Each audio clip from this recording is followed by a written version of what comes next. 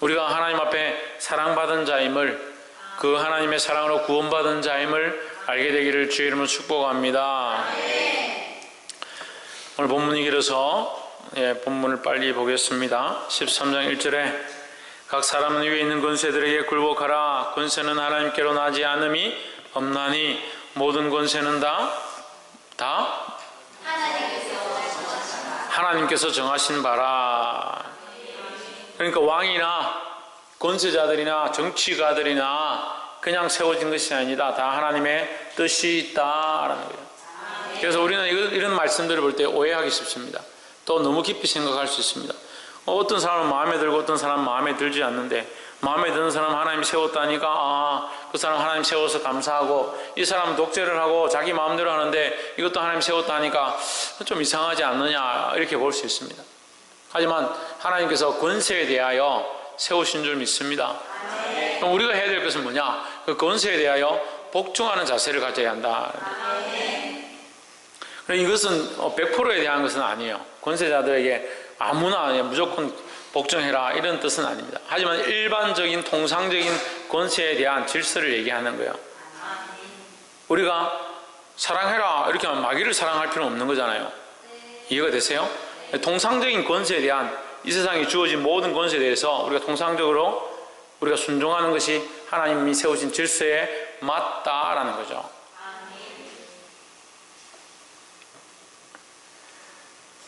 이절에 그러므로 권세를 거스르는 자는 하나님의 명을 거스림이니 그 거스리는 자들은 심판을 자취하리라. 스스로 취한다. 심판을 스스로 챙겨서 받는다 이 말이죠. 그 하나님이 세우신 권세에게 불복종하면 그 심판을 받는다.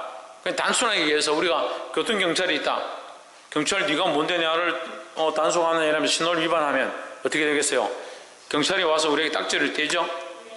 그럼 우리가 신호를 위반한 자체가 뭐예요?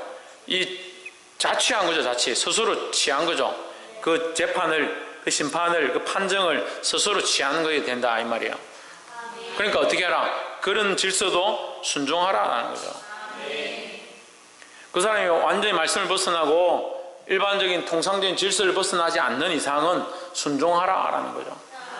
그래서 대통령이 마음에 안 들어도 질서 안에서 순종하고, 국무총리가 마음에 안 들어도 질서 안에서 순종할 필요가 있습니다. 되도 안 한 짓들을 요청한다면 순종할 수 없겠지만, 기본적인 질서 안에서 말씀에서 특별하게 벗어나지 않는다면 우리는 일반적인 사회 질서에 대하여, 나라의 법에 대하여 순종하는 것이 당연하다는 거죠. 특별히 그리스도인들은 더 그렇게 해야 된다. 더 나라의 질서를 잘 지키고 나라에 세운 법률들을 잘 준행하고 살아야 된다라는 거예요. 3절에 관원들은 선한 일에 대하여 두려움이 되지 않고 악한 일에 대하여 대나니, 여기까지만 봅시다. 이 문장을 두 개를 쪼개서 너무 기니까 대나니 여기까지, 세 번째 줄까지.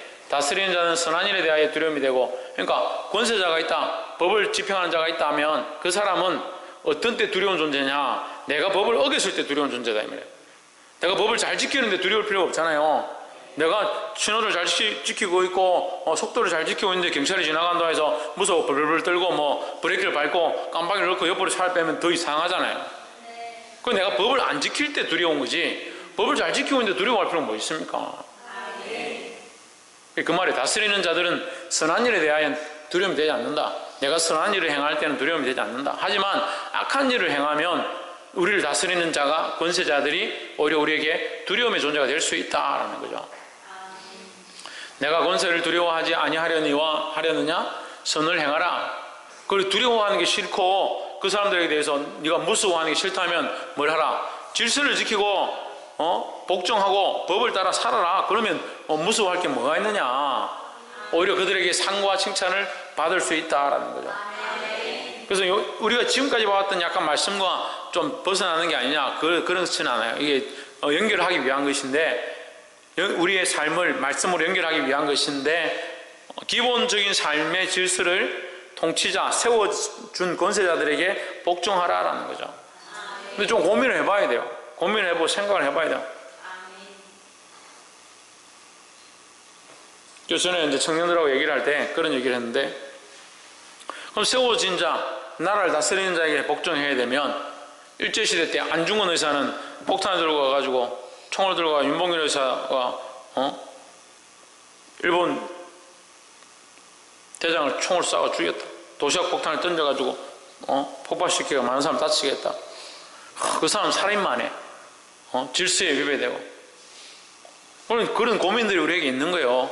그런 생각들을 해봐야 돼요. 권세에게 복종해야 하지만 우리가 나라를 사랑하고 이 민족을 살려야겠다라는 마음이 있을 때 믿음의 사람들이 일어났다라는 거죠. 권세에 복종하는데, 하나님 세우신 권세에 복종하는데, 또한 반대로 다시 돌아서 보면 더 큰 권세가 뭐고 더 큰 질서가 뭐냐, 그런 생각들을 해봐야 되는 거예요.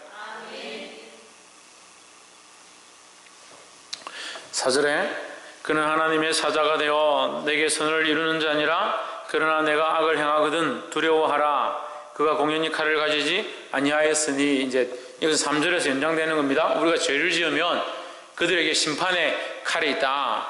그들이 재판해서 우리를 감옥에 넣을 수 있다, 이 말이죠.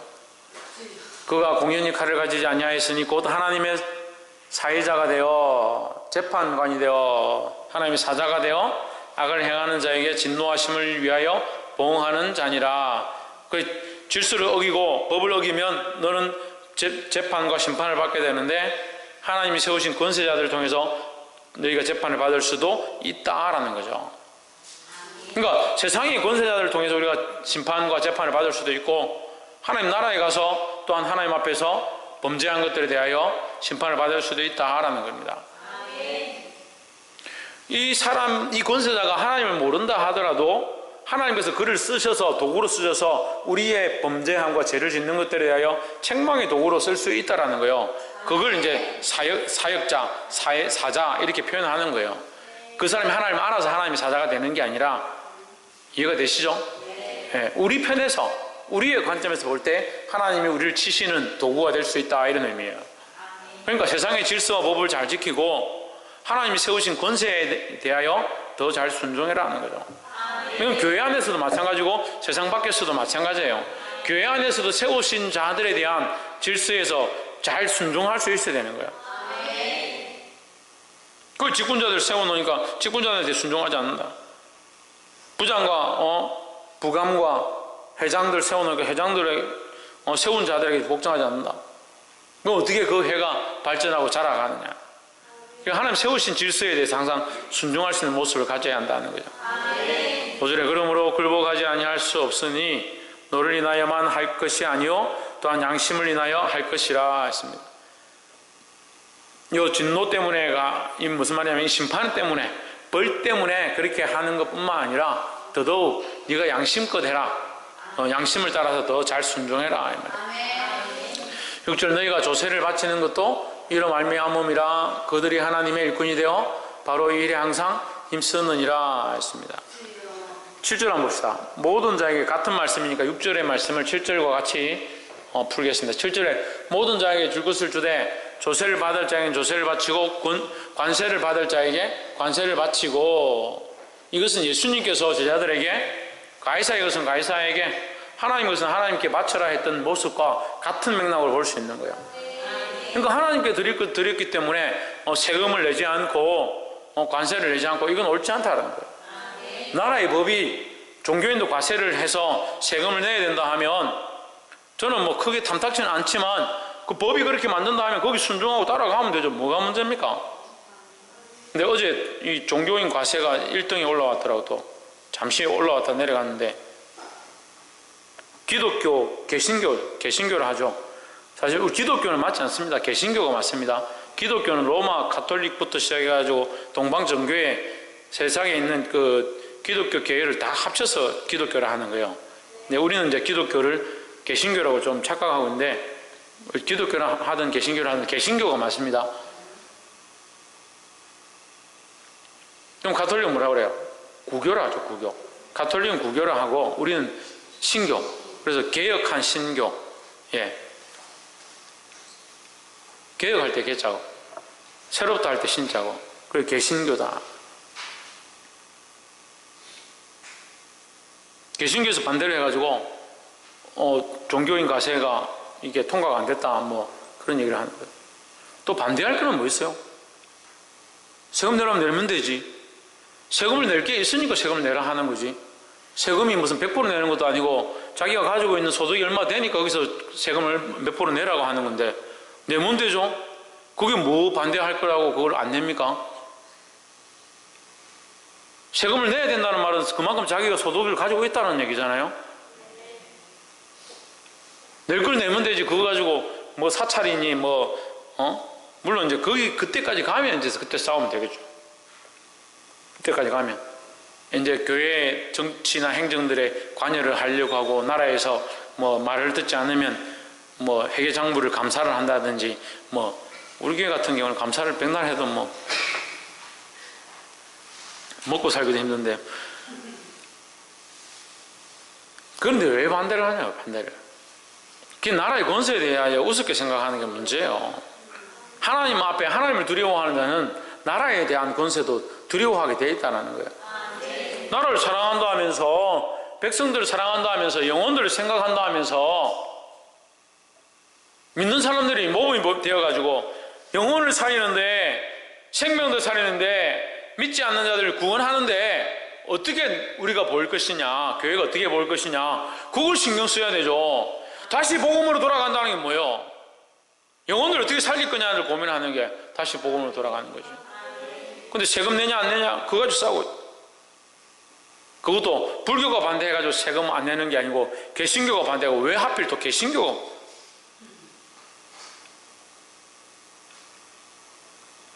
차라리 원불교가 반대를 좀 해가지고 안 됐다 하면 조금 나을겠네요.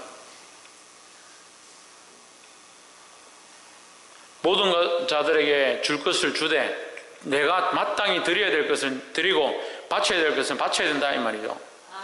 조세를 받을 자에게 조세를, 관세를 받을 자에게 관세를, 네가 세금을 내야 될 그 명분이 있다면 세금을 내고 관세를 내야 될 명분이 있다면 관세를 내라 이 말이에요.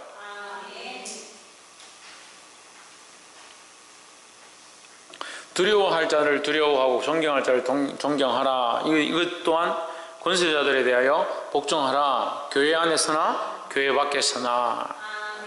8절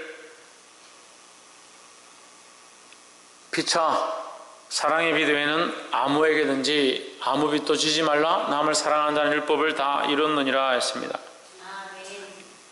피차 사랑의 빚 외에는 아무에게든지 아무 빚도 지지 말라.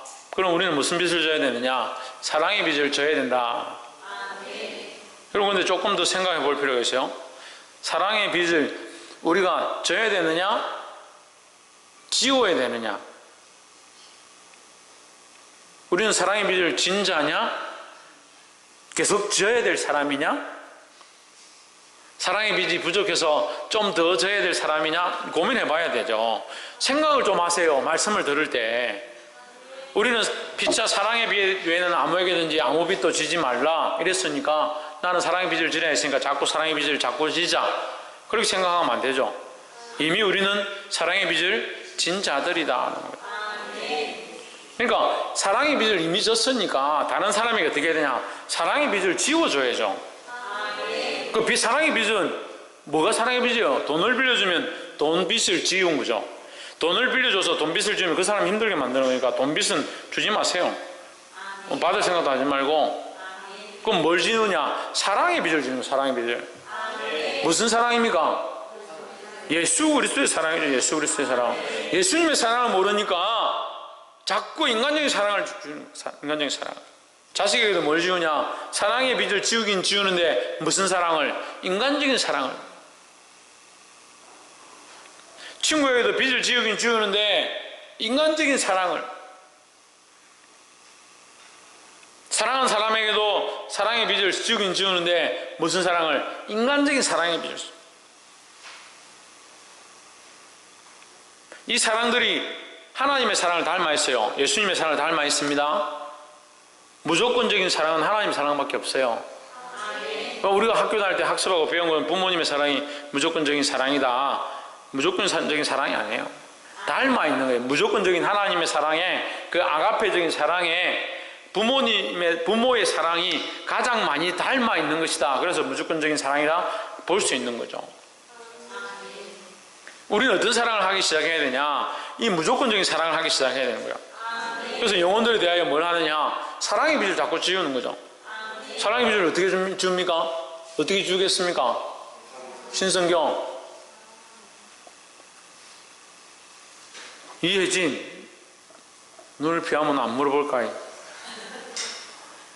어떻게 하면 사랑의 빚을 지우겠습니까? 신희경, 고개 숙이면 안 물어볼까요?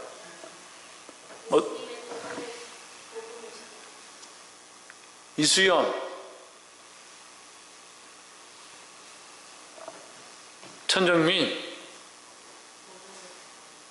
최원영,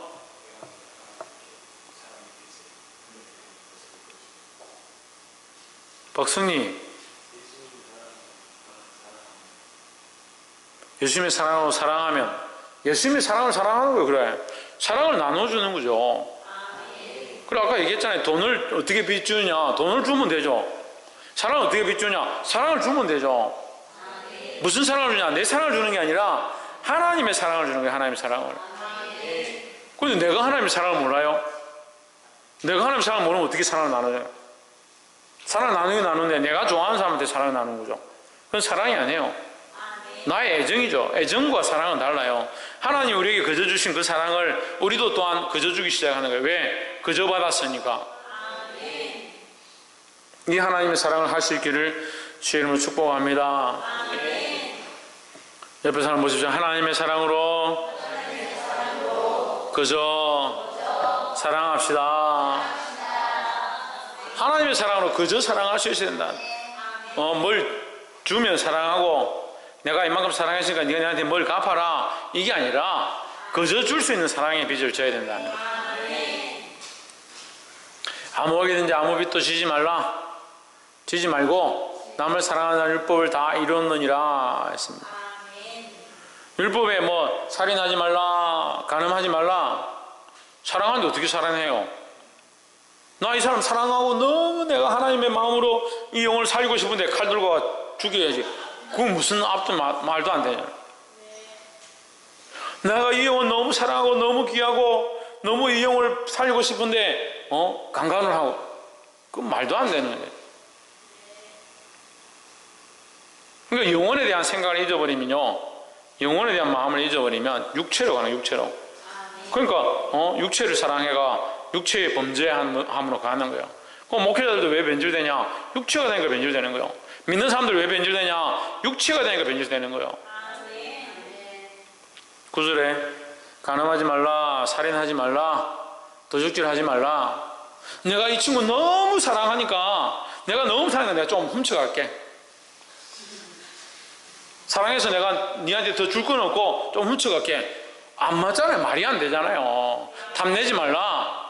다 또 같은 말이에요. 사랑한다면 간음하지 말라, 사랑한다면 살인하지 말라, 사랑한다면 도둑질하지 말라, 사랑한다면 탐내지 말라. 그 율법을 지킨다 하더라도 사랑이 없으면 거짓이다. 조금 더 깊이 들어가 볼까요? 사랑한다고, 그 영혼을 사랑한다고 너무 귀하게 생각하고 그 영혼을 살려야 되겠다, 그 영혼을 복음으로 낳고 하나님 나라를 소망할 수 있게 키워야겠다, 그렇게 생각하는데 속으로 엄란한 생각을 합니다. 그 영혼을 너무 사랑하고 그 영혼이 정말 하나님 알았으면 좋겠고 구원의 반열에 들었으면 좋겠고 말씀을 깨달았으면 좋겠다. 그런데 내가 저걸 한번 죽여버릴까 어쩌고 속으로 그렇게 생각하고 있다. 그럼 그 사람이 무슨 율법을 지키는 거고 무슨 하나님의 사람이고 하나님의 백성이냐고. 이게 사랑이 없으면 가짜다. 옆에 사람 보십시오. 사랑이 없으면 이렇게 웃는 우리도 가짜입니다. 사랑이 없으면 무슨 사랑? 하나님의 사랑, 예수님의 사랑, 우리끼리 좋아하는 사랑이 아니라 하나님의 사랑이 없는 가짜라는 거예요. 그 외에 다른 계명이 있을지라도 다 그 외에 나머지도 이거 말고도 다 이 말이에요. 간음하지 말라, 사진하지 말라, 도둑질하지 말라, 탐내지 말라. 그 외에 모두 다 모든 계명은 뭐가 있어야 되냐? 하나님의 사랑이 있어야 된다. 어떤 사랑이냐? 내 이웃을 내 자신같이 사랑하라. 내 이웃을 내 자신같이. 너는 네 자신을 얼마나 잘 챙기냐? 누가 밥 먹으라 안 해도 배고프면 밥 먹고, 누가 자지 말라 해도 자고 싶으면 자고, 자기 하고 싶은 거 다 하잖아요. 자기가 자기 원하는 건 알아서 다 해요. 근데 남이 원하는 거는 알아서 안 해줘요. 자기를 챙기는 만큼, 자기를 사랑하는 만큼 다른 영을 사랑해라 바라는, 교회가 미어 터지겠죠. 교회가 미어 터질 거예요. 자리가 없을 거예요. 이거 복도 다 차고 뒤에 저 가득 차고 마당에서 지금 TV 켜놓고 예배 드리겠다고 난리겠죠.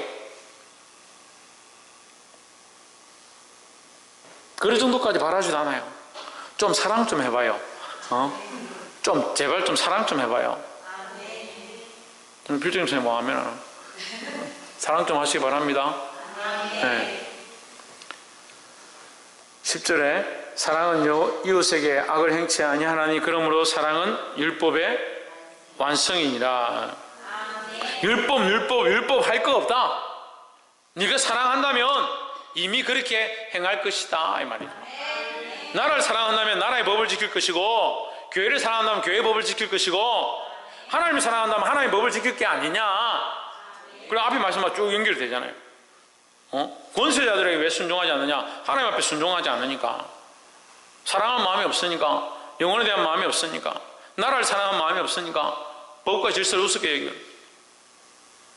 교회도 마찬가지예요. 이 교회를 사랑한다면 교회를 위해서 희생하고 자기가 좀 손해봐도 감사함으로 그 일을 감당하겠죠. 근데 사랑하는 마음이 없으면 어떻게 해요? 남한테 주는데 자기한테 주지 않으면 손해본다 생각합니다. 볼 수 있기를 소망합니다. 하루 종일 어제 효도관광을 갔다 왔습니다. 아침에 일찍 일어나가지고 버스를 몰고 제가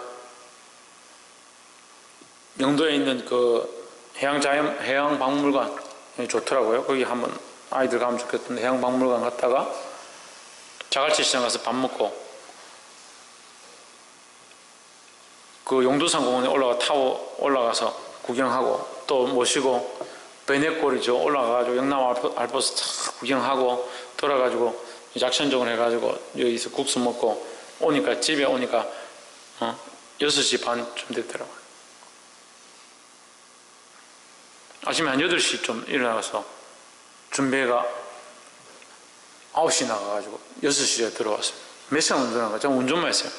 9시 운전했어요. 주일날은 탁구 심판만 4시간 넘게 봤어요. 가만히 앉아가지고. 탁구 심판만 4시간 보고 몸살이 날라고 하는데 또 대학교 지금 3학년들 23살짜리들 교회 오래간만에 목사님하고 공 차고 싶다고 또 연락이 와가지고 다 모였다고 당장 빨리 오세요 형무하고 뭐 그래서 제가 가서 또 2시간도 공 차고 월요일 되니까 지금 목사의 동문회 또 체육대회 부산, 울산, 경남 뭐 제가 또 유명해져 가지고요. 제가 또 유명해요. 제가 빠지면 안 된대요. 빠져도 될 것 같은데 가보니까 빠지면 안 된다 그래가지고 월요일 가서 하루 종일 10시부터 5시까지 족구하고 배구하고 운동했죠. 어제는 9시간 가까이 운전했죠. 무슨 생각을 했냐면요. 어떤 분이 이제 타면서 떡을 가져가서 떡을 하는데 마지막에 떡을 하나 자기는 어떤 분이 자기는 떡을 안 받았다는 거야. 떡을 왜 나는 떡을 안 주냐? 떡을 나눠줬으면 받은 사람은 감사하죠. 자기 안 받았으면 어쩔 수 없는 거지. 왜 나는 안 주냐? 섭섭하다. 안 주는 사람 섭섭한 거예요. 근데 왜 받아야 돼요? 받아야 된다 생각하니까 남들이 다 받으니까 남들이 다 그렇게 사니까 나는 그렇게 안 살면 섭섭한 거예요.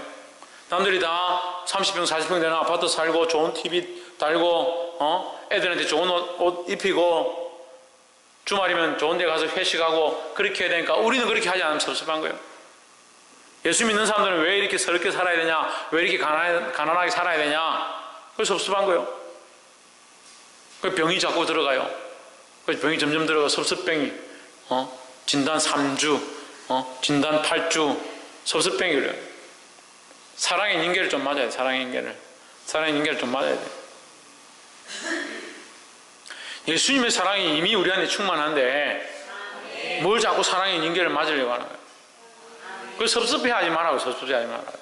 하나님 우리를 사랑하신 그 사랑 안에서 이미 완성되었다, 이미 이루었다라는 거죠. 그래서 율법을 이걸 지켜라, 이걸 해라, 이걸 행해라, 그거는 이전의 법이 아니냐. 이전에 너희들한테 가르칠 때 그렇게 했던 거 아니냐. 뭐가 있느냐? 하나님의 사랑이 우리 안에 그리스도의 십자가로 나타났다. 이미 너희가 알고 있다. 너희 안에 하나님의 사랑이 있지 않느냐? 하나님의 사랑으로, 로마서 뭐예요? 이신덕이라 했잖아요. 이신덕이 믿음으로 의를 얻었다. 하나님의 사랑으로 믿음으로 의를 얻었다. 의롭다 함을 얻었다. 그게 하나님의 사랑인데, 그 사랑을 가진 자들이 아직도 율법 그렇게 하고 있다. 아니다는 거죠. 아니다.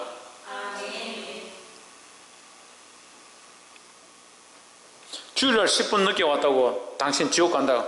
김집사 10분 늦게 왔으니까 지옥 간다. 안집사 없는 사람 고민하고 있네요. 안집사 주일날 예배 받았으니까 당신은 천국 가기 힘들다. 그럴 때가 지났잖아요.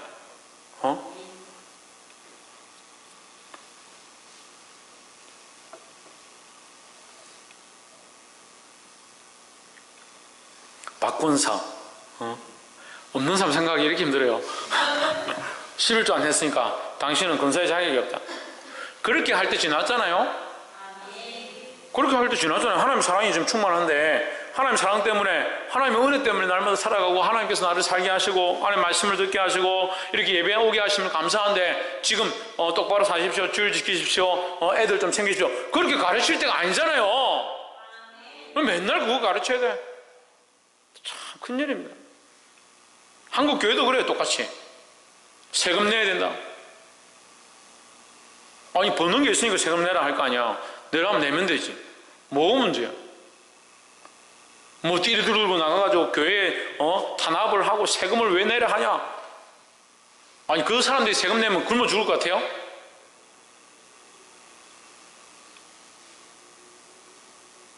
제가 웃어서 얘기하는 거예요. 웃어서. 물론 속으로는 세금 안 내면 좋겠다 저도 생각해요. 하지만 나라에서 내라 하면 순종하면 되죠. 왜 못하냐고요. 하나님의 사랑은 몰라요. 이 큰 하나님의 사랑이 비교할 수 없고 무엇으로 측정할 수 없다는 사실을 몰라요. 그래서 자기가 한정 지어버리는 거예요.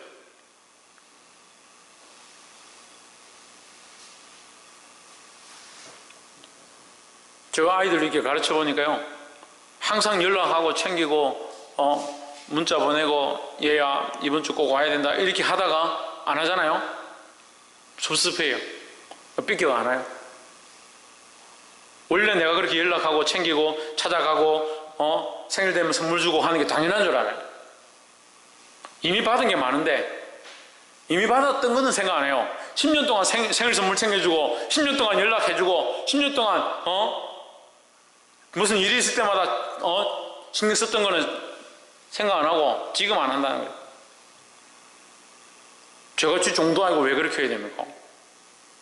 근데 인간이 그래. 인간이 하나님이 그 십자가의 사랑으로, 그 은혜로 우리를 구원하셨는데, 그 큰 사랑, 측량할 수 없는 그 사랑은 잊어버리고 자꾸 눈앞에 보이는 거에 섭섭해하는 거예요. 우리는 이제 율법의 사람이 아니에요. 이렇게 살아라, 이렇게 해야 된다, 이렇게 할 때가 아니라 이미 하나님 그 큰 사랑 때문에 이 삶은 비교할 수 없다는. 하나님 그렇게 나를 사랑하시는데 내가 어떻게 배반하겠느냐? 하나님 그렇게 나를 은혜를 베푸셨는데 내가 이것을 어떻게 아까워하겠느냐? 그게 당연하죠. 언제까지 예배 똑바로 지키십시오, 시간 똑바로 지키십시오, 정신 차리십시오, 그렇게 해야 되냐고요. 하나님 사랑 안에서 완성되기를 주의 이름으로 축복합니다. 11절 또한 너희가 이 시기를 알거니와 자다가 깰 때가 벌써 되었으니 이는 이제 우리의 구원이 처음 믿을 때보다 가까웠음이니라 했습니다.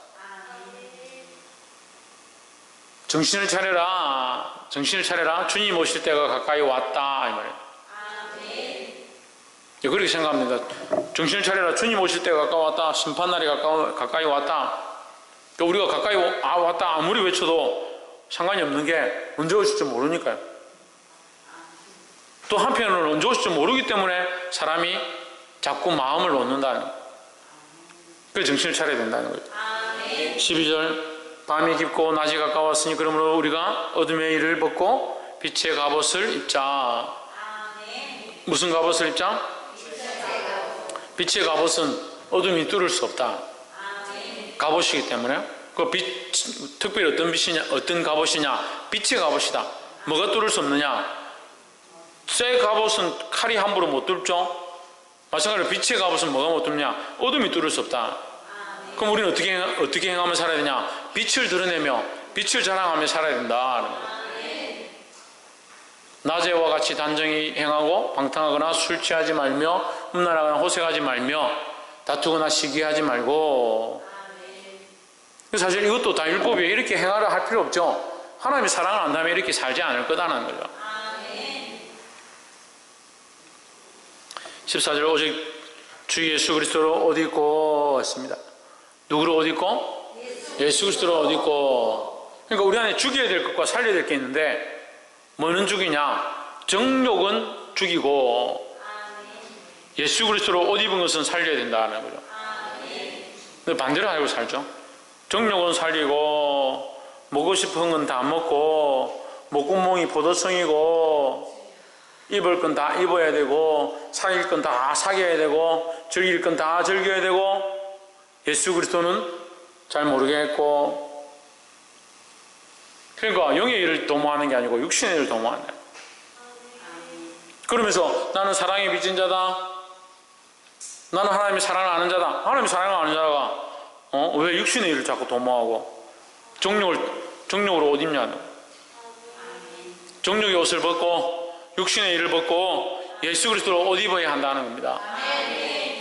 이것은 하나님의 사랑을 아는 사람들은 당연히 그렇게 살아야 될 모습이다라는 거예요. 말씀을 믿겠습니다. 오늘 하나님의 사랑을 아는 자들은 율법을 행해라 말아라가 아니라 하나님의 사랑 안에 있는 자는 자연스럽게 율법을 행하게 되어 있다는 거예요. 하나님의 사랑을 아는 자는 정욕을 따라 육신을 따라 술 취하거나 방탕하거나 세상을 도모하거나 살인하거나 도적질하며 사는 자가 아니다라는 거예요. 더 나아가서 하나님의 사랑을 아는 자들은 세상의 법도 지키고 하나님의 말씀도 지킨다라는 겁니다. 물론 질서가 있고 순서가 있겠죠. 어느 게 더 우선이고 더 중요한가. 그래서 나라의 권세에 순종하고 세워진 자들에게 순종하지만 예를 들어서 일본이 와서 우리나라를 통치한다든지 전쟁이 났다든지 하면 더 큰 권세에 우리가 복종해가지고 거기에 엎드릴 필요는 없다는 거예요. 이것에 대해서 우리가 바른 질서와 바른 권세, 더 나아가서 하나님이 세우신 권세, 이것을 볼 수 있는 눈이 있어야 된다는 겁니다. 기도하겠습니다.